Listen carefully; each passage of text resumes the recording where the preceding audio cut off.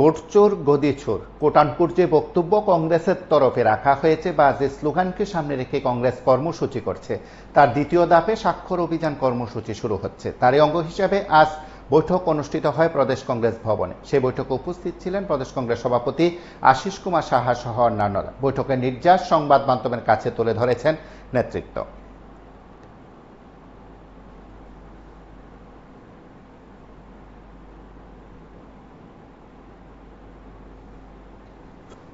Committee পূর্ব ঘোষিত কর্মসূচি vote চোর গদি চোর 14ই আগস্ট সারা দেশে ক্যান্ডেল র্যালির মাধ্যমে যেটা শুরু হয়েছিল, আমাদের রাজ্যেও আমরা প্রতিটা জেলায় জেলায় এই মশাল মিছিল করে ভোট চুরির প্রতিবাদে আমাদের রাজ্যের জনগণের কাছে ভারতের নির্বাচন কমিশন নির্বাচনী তালিকা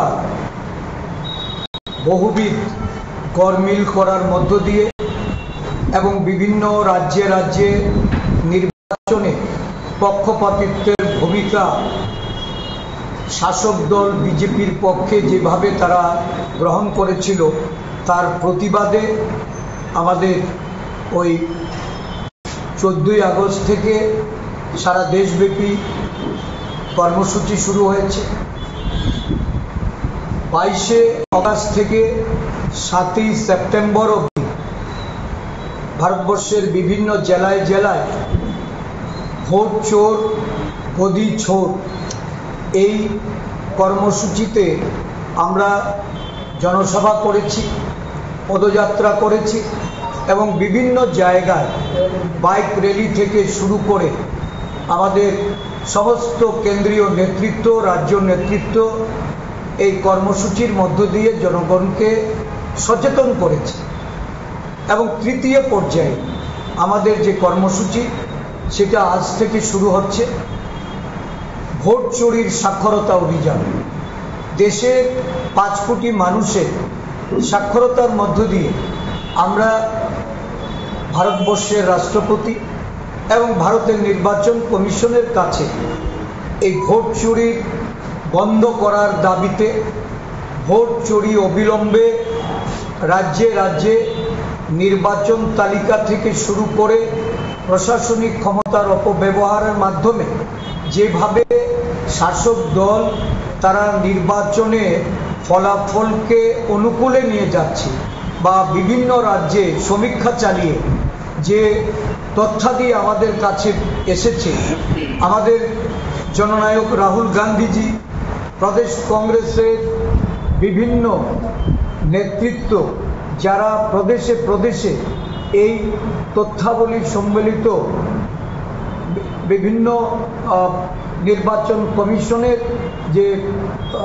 এই ভোটার লিস্ট থেকে শুরু করে বহুবিধ বিষয়ে তাদের অসহযোগিতা এবং তাদের এই নির্বাচন তালিকায় অবৈধ নাম লিপিবদ্ধ করা থেকে শুরু করে নানা ধরনের যে সুযোগ সুবিধা শাসক বিজেপিকে প্রদান করেছে, যার মাধ্যমে একটা সরকার প্রতিষ্ঠিত হয়ে যারা বৈধতা অনুযায়ী সরকারে আসতে পারে না, তারা গদি দখল করেছে বা গদিতে আসীন হয়েছে, তাদেরকে গদিচ্যুত করার জন্য আমরা ভারতবর্ষের রাষ্ট্রপতি সহ নির্বাচন কমিশনের কাছে আমাদের সুনির্দিষ্ট কিছু দাবি সমূহ আমরা তুলে ধরছি।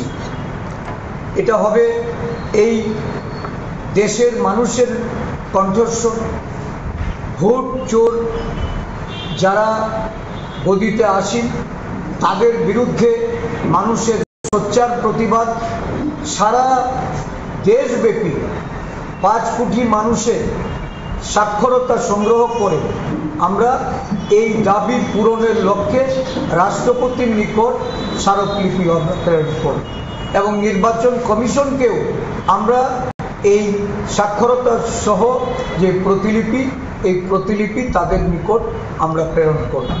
আমাদের যে দাবি ভারতবর্ষের নির্বাচন কমিশনের কাছে আমরা এই দাবি রাখছি 1 নম্বর দাবি হলো ছবি সম্মিলিত মেশিনে পাঠযোগ্য ভোটার তালিকা প্রস্তুত করে জনসম্মুখে পর্যালোচনার জন্য উন্মুক্ত করতে হবে। 2 নম্বর দাবি প্রতিটি নির্বাচনের আগে ভোটার তালিকা থেকে নাম বাদ ও সংযোজন তালিকা ছবি সহ জনসম্মুখে প্রকাশ করতে হবে। ভোটার তালিকা থেকে ভুলভাবে নাম বাদ করার ক্ষেত্রে সহজলভ্য অভিযোগ নিষ্পত্তি ব্যবস্থা চালু করতে হবে। 4 নম্বর শেষ মুহূর্তে ভোট বাদ দেওয়া বা সংযোজন এড়াতে হবে এবং যথেষ্ট আগেই একটা নির্দিষ্ট তারিখ ঘোষণা করতে হবে।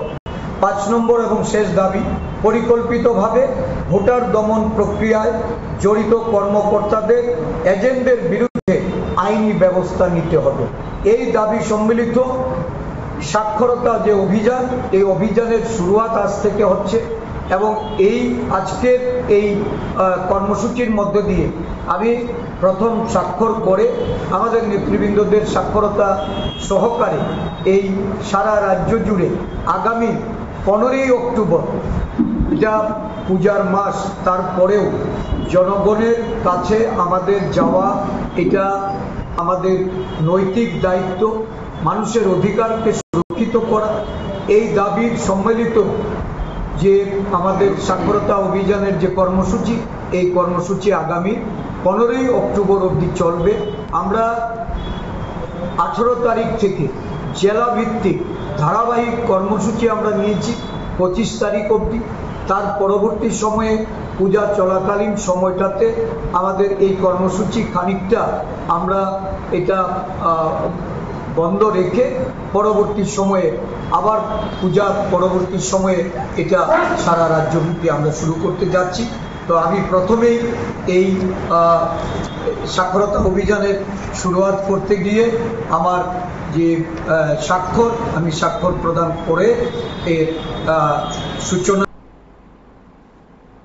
সমস্ত গণতন্ত্রপ্রিয় মানুষ সংবিধানকে যারা মান্যতা দিয়ে এই দেশের নাগরিকত্বের যে অধিকার বা সাংবিধানিক যে অধিকার, এই অধিকারকে যারা প্রতিষ্ঠিত রাখতে চায়, সংবিধান বাঁচাতে চায়, তাদের কাছে আমাদের দলের পক্ষ থেকে এই সূচনা আমরা দিচ্ছি।